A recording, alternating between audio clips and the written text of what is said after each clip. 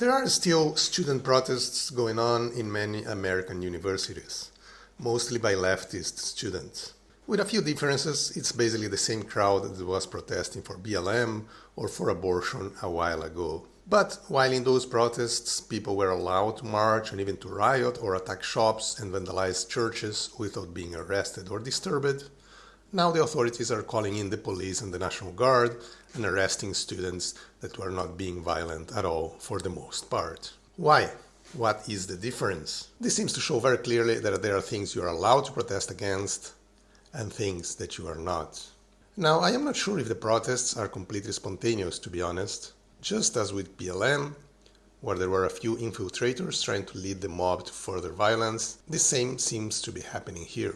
You might remember this from the BLM protest, where some guy with an umbrella was breaking windows. And you know what? They never identified him.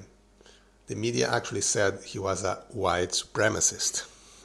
Politicians and the media keep talking about the West being the land of freedom. The free West, they repeat over and over. But that's long gone. You can't even stage a protest today. And not just that. In the brave new digital world, nothing belongs to you. Google, Meta, X, or Amazon can delete all your life work in a matter of seconds. If YouTube doesn't like this video, they can delete my channel tomorrow with no explanation given. And if there is an app they don't like, such as TikTok, they can just ban it. Now imagine if they did the same thing with your bank account. That's already possible. And now that the world is moving towards a digital system, can you imagine what they can do? The EU already banned transactions with cash, and society is going in that direction. So that's the West today. But what's interesting is that, as usual, people are divided in two camps. You have the left protesting for the Palestinians and the right defending Israel. The human brain appears to be hardwired to always see things in terms of the economy.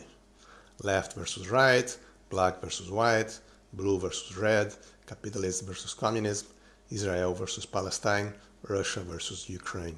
But what if things were more complex? What if there were more than just two sides?